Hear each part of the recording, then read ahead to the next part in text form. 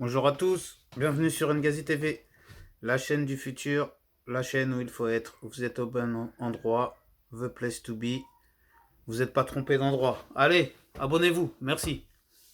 Bon, de quoi on parle?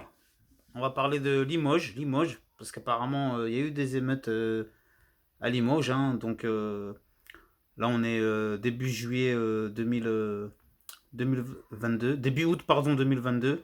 Excusez-moi, c'est bon, commencez pas. Et qu'est-ce qui s'est passé à Limoges? Il y a eu des émeutes urbaines.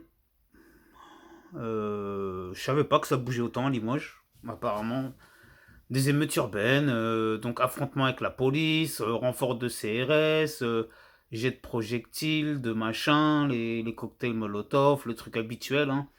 Les mortiers, les ceci, les cela. Alors, par contre, après 2 nuits d'affrontement, maigre bilan de la police, 4 individus interpellés. Ok. Bon, vous connaissez, hein, je vous relate les faits et après je vous donne ma vision des choses. Alors, 4 individus interpellés d'après les infos qu'on a à l'heure où je vous parle. Alors, sur les 4 individus, il y en a un, des détentions de stupéfiants. Ok, super. Ça se trouve, il avait un joint, donc ça y est, on l'a pris. Ça se trouve, il avait rien à voir, mais bon, on l'a embarqué pour ça. Le deuxième, il roule en scooter, refus d'obtempérer. Donc apparemment il a foncé sur un policier ou je sais pas ce qu'il a fait, il a fait le full mec, direct ils l'ont pris. Donc celui-là aussi un peu il a cherché ou je sais pas, bref. Ça fait deux. Et ensuite ils ont interpellé deux autres personnes. Alors il y en a un de mémoire qui achetait des projectiles sur la police. Et le quatrième, je sais plus ce qu'on lui reproche. Mais bon, ils ont interpellé quatre personnes donc dans toute cette histoire. Bon, après, il y a un petit bémol, parce que dans tous les 4 personnes qu'ils ont interpellées, il y en a un, c'est un jeune espoir apparemment du basket français. Il a 21 ans, et qui revient des États-Unis. Je sais pas ce qu'il foutait là-dedans. Bon, après, apparemment, après j'ai fait le rapprochement, je me suis dit, ah oui, Limoges, c'est une ville de basket, etc. Donc peut-être que ceci explique cela. Mais bon, cela mis à part, ce jeune de 21 ans, j'espère qu'on va être indulgent avec lui et qu'il va pas servir de bouc émissaire et qu'il va pas payer tous les pots cassés pour tout le monde. À 21 ans, on peut faire des conneries. Même moi, à 18, 19, 20, 21 ans, j'ai fait des conneries pas possibles. À cet âge-là, on est un gosse, on est un gamin, on sait pas ce qu'on fait. Surtout s'il a un avenir prometteur. Bon, après, je vais pas dire oui, non, lui, il faut le pardonner parce que si, parce que ça. Mais là, ils ont pas de chance, la police. Le seul qui a fait un truc, qui est concerné par ce truc en jetant des projectiles sur la police, il tombe même pas sur un. C'est un gars qui a un casier judiciaire vierge, etc. Et qui est un grand espoir du basket français. Donc ça tombe mal. Après, vous voyez ce que je veux dire. C'est comme. Bon. Après, comme je dis, ça n'excuse pas. Ça n'excuse pas ce qu'il a fait, tout ça. Mais je veux juste dire, c'est à nous de faire preuve d'indulgence. Le gars, il a 21 ans. Il est jeune, ça sert à rien de lui jeter la pierre, de lui bousiller sa carrière pour justement, voilà, bah, c'est le cas de le dire.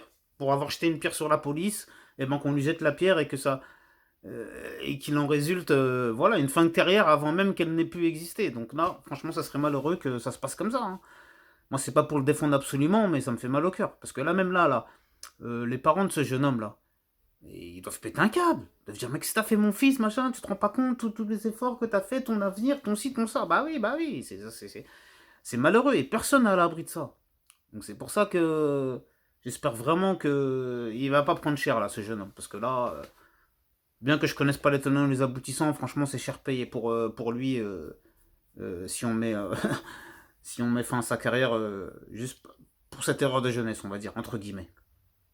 Maintenant, concernant le fond du problème. Dans le fond du problème, moi je comprends pas. Là, c'est comme d'habitude, on ne sait pas à quoi c'est dû. Il y a des émeutes urbaines. Ok, d'accord, il y a des émeutes urbaines, mais elles sont dues à quoi? Pourquoi? Comment? À quoi sont dues ces émeutes urbaines? Moi, j'aimerais bien qu'on m'explique. Parce que c'est bien beau de dire oui, des affrontements entre les jeunes, ceci, cela, machin, la police. Oui, mais dites-nous pourquoi, du comment. Les gens, ils sont fous pour se mettre à. Apparemment, ça aurait commencé par un incendie de voiture. Suite à cet incendie de voiture, les pompiers sont venus. Apparemment, le scénario classique est habituel. À croire qu'on est tous gogols et gaga et mongols dans les cités à faire ça. Je sais pas. On met le feu à des voitures, les pompiers arrivent, on les canarde, je sais pas quoi, la police arrive en renfort, on fait pareil, et voilà, ça nous amuse de faire la guerre comme ça. C'est pour ça que je comprends pas, moi. Et après, pour se couvrir, qu'est-ce qu'on dit à chaque fois? Oui, oui, c'est le trafic de stupéfiants. Bah, arrêtez de me foutre de moi. Un trafic de stupéfiants, il veut que ce soit calme, il veut que ça se passe bien, il veut qu'il n'y ait pas de problème. Il veut que ce soit tranquille, comme ça on fait nos petits... C'est des hommes d'affaires, ceux qui sont dans les trafics de stupéfiants. Alors arrêtez de me dire que ces gens-là, ils sont contents quand il y a des guerrières urbaines, etc. Parce que non, là, après, le chiffre d'affaires, il est foutu. Là, pendant 6 mois, 1 an, 2 ans, il y a la police et tout. Même tous les clients qu'elle a à Limoges dans ces quartiers-là, ils se disent, ouais, moi, je vais même plus choper là-bas, tout ça, ça y est, c'est fini, c'est foutu, il y a la police.